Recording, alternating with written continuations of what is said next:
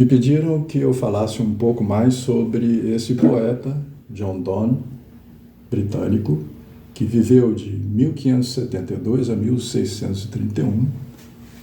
Foi um poeta, um pastor anglicano, advogado, e foi traduzido por Augusto de Campos nesse livro, O Anticrítico, em que o Augusto renova a crítica, né? Ele faz a crítica e faz um poema ao mesmo tempo, quebrando a linearidade dos versos, colocando os versos explorando espacialmente numa posição, digamos, vertical na página, né? Esse autor tem algumas relações, ainda que escassas, muito tênues, com a psicanálise e também com a música brasileira. O seu poema Elegia Indo para o Leito foi gravado por Caetano Veloso, que somente o interpreta, porque os versos são de Augusto de Campos, na sua tradução do poema de Donne, e a música é do Péricles Cavalcanti. Então a gente vê, por exemplo, algumas antecipações daquilo que viria a ser o antipoliticamente correto, né? O poeta fala num outro poema a respeito da rejeição do amante, que poderia suscitar atualmente, nas vozes do politicamente correto, uma solicitação de censura e de esquecimento. Prendam um poeta metafísico. Bom, há uma relação do John Donne com o ensino de Lacan. Lacan elogia o seu poema Êxtase no Seminário 6, na página 14.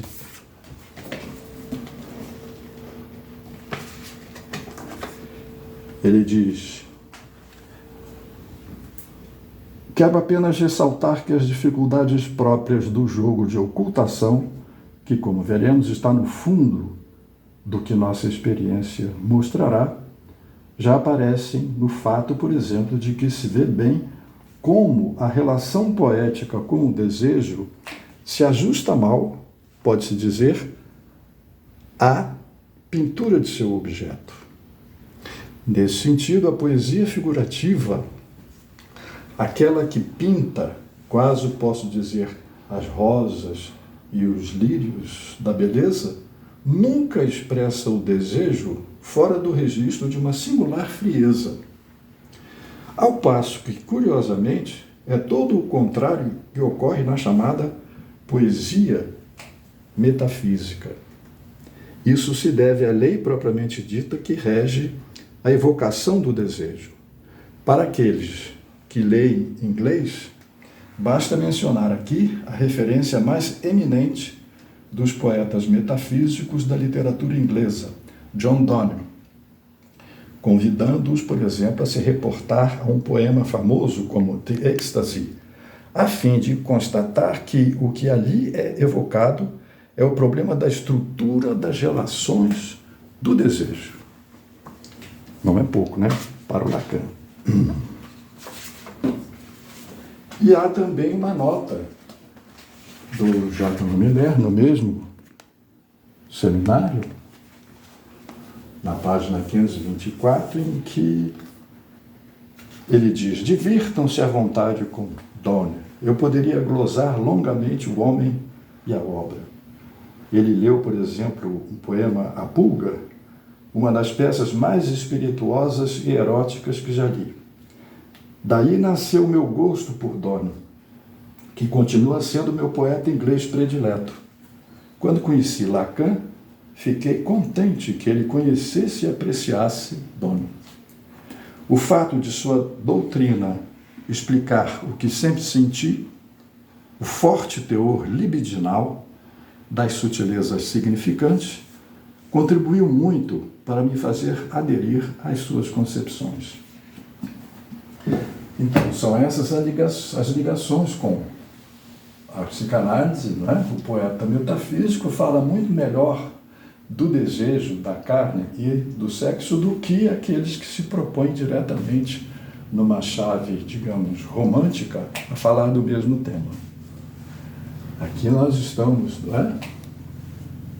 No contexto do seminário 6, relevando essa questão da direção do tratamento que o Lacan propõe como sendo a da sublimação e nas suas relações com a perversão. Então aqui a gente pode encontrar alguns elementos que serviram de base para que o Lacan defendesse a ideia de que toda e qualquer sexualidade humana é perversa, nesse sentido de ser desviante. Então, no poema Elegia indo para o leito, há menções, por exemplo, às mulheres, a mulher como sendo, ostentando uma encadernação vistosa, que tem a ver com as máscaras, as insígnias e os semblantes do feminino. Ele poderia ser hoje facilmente acusado de machismo, de misoginia. É ele que sabe, porque isso tem a ver com o ensino de Lacan, dizendo que o perverso é aquele que sabe das condições, das estruturas e do savoir-faire a respeito da sexualidade humana. Né? Tocamos aqui nos temas da mascarada feminina, a relação dessa aparência para captar os iletrados, já que se trata de definir a mulher como sendo um livro místico, e chegando à conclusão de que o perverso sabe. A questão da sexualidade feminina, um pé no furo e um pé no falo, também aponta para essa dimensão mística em relação ao gozo outro. E isso está presente aqui nesse poema Elegia indo para o leito. Que poema é esse? Ele diz: vem, dama, vem, que eu desafio a paz. Até que eu lute, em luta o corpo jaz. Como o inimigo diante do inimigo, canso-me de esperar se nunca brigo. Solta esse cinto sideral que vela, céu cintilante, uma área ainda mais bela. Desata esse corpete constelado, feito para deter o olhar ousado. Entrega-te ao torpor que se derrama de ti a mim, dizendo, hora da cama. Tira o espartilho, quero descoberto o que ele guarda, quieto, tão de perto. O corpo que de tuas saias sai é um campo em flor, quando a sombra se esvai. Arranca essa grinalda armada e deixa que cresça o diadema da madeixa. Tira os sapatos e entra sem receio nesse templo de amor que é o nosso leito. Os anjos mostram-se num branco véu aos homens. Tu, meu anjo, és como o céu de Maomé. E se no branco tem contigo semelhança os espíritos, distingo. O que o meu anjo branco põe não é o cabelo, mas sim a carne em pé. Aqui é o trecho do poema que foi musicado por Péricles Cavalcanti e gravado por Caetano. Deixa que a minha mão errante adentre, atrás, na frente, em cima, embaixo, entre. Minha América, minha terra à vista, reino de paz, se um homem só a conquista. Minha mina preciosa, meu império, feliz de quem penetre o teu mistério. Liberto-me ficando teu escravo, onde cai minha mão, meu selo gravo.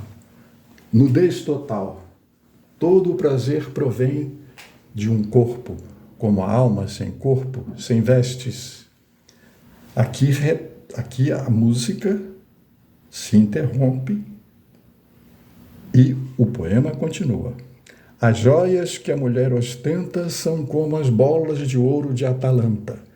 O olho do tolo, que uma gema inflama, ilude-se com ela e perde a dama. Voltando aos versos na música. Como encadernação vistosa, feita para iletrados, a mulher se enfeita, mas ela é um livro místico, e somente a alguns a que tal graça se consente é dado lê-la. Eu sou um que sabe. Aqui a elegância dessa construção dos versos traduzidos por Augusto de Campos, né? Encadernação vistosa, isso é para enganar, para fazer o semblante, né? Feita para iletrados, a mulher se enfeita. Mas ela é um livro místico e somente a alguns essa construção. A que tal graça se consente é dado lê-la. Uma elegante construção. Né? Graça de quem? Seria a graça divina? Eu sou um que sabe. A questão da perversão.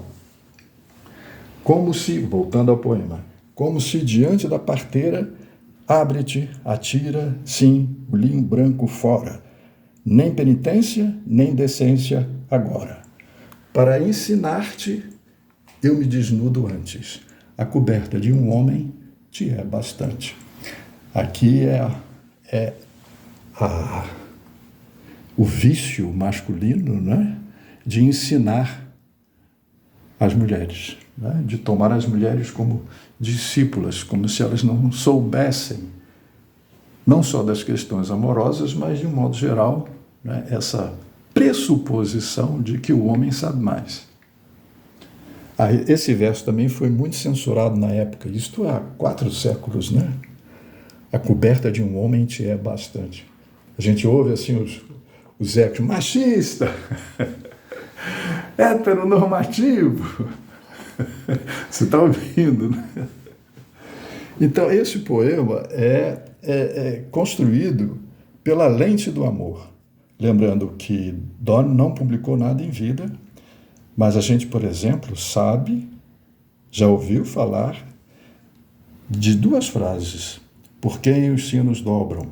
Não pergunte por quem os sinos dobram, eles dobram por ti. Isso foi usado por Hemingway, né, no romance, né? E também essa ideia de nenhum homem é uma ilha, né? Essas ideias pertencem ao nosso John Donne. Aqui a gente tem o verso na lente do amor. Agora, aqui estamos na chave do ódio, porque há a reação de um amante rejeitado pela mulher. Ele faz o seguinte poema.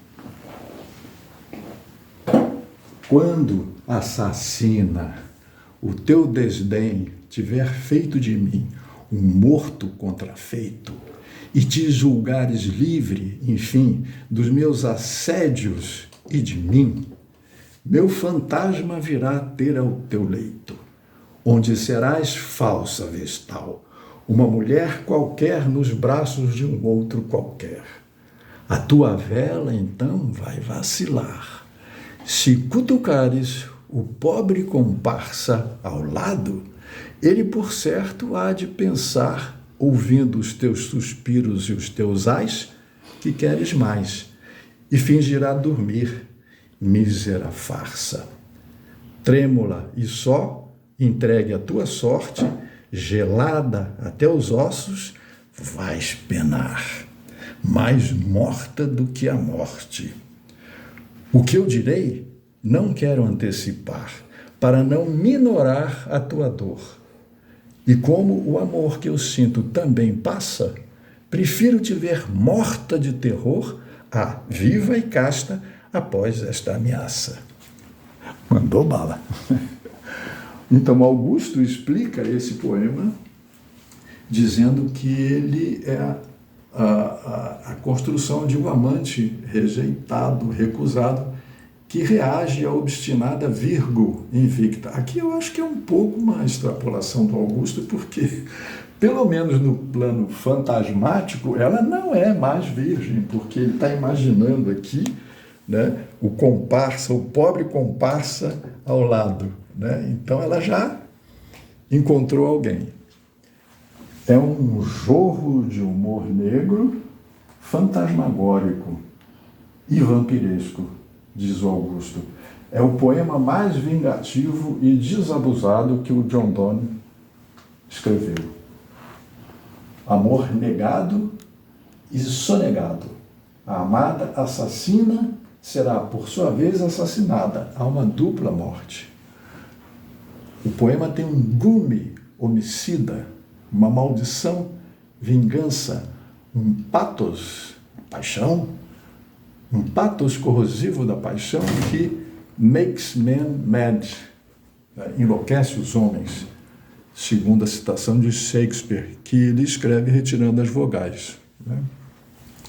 Na construção, na recriação feita por Augusto de Campos, há ecos da música popular. Por exemplo, de Lupicínio em Vingança, né?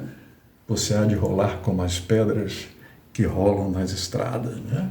E até outra do Nervos de Aço, dos braços de um outro qualquer. É a tradução de Augusto que se apoia na cultura popular, na cultura da música popular brasileira, né? Mantendo esse grau coloquial, esse tom coloquial que está presente na música de Caetano, no álbum Qualquer Coisa. O Augusto diz que qualquer coisa tem a ver com esse tema, em que ele, Caetano, na letra, manda a amada ir embora. Vai.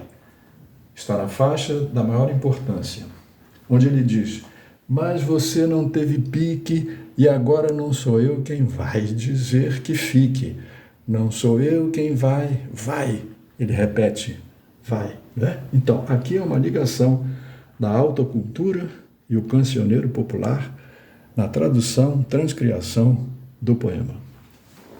Então, aqui, logicamente, explicitamente se vê uma referência ao fantasma, né? O meu fantasma virá ter ao teu leito. E a classificação de um jorro de humor negro fantasmagórico. Então, há uma espécie de vínculo entre, por exemplo, a lógica do fantasma, o seminário 14 de Lacan, que está sendo lançado.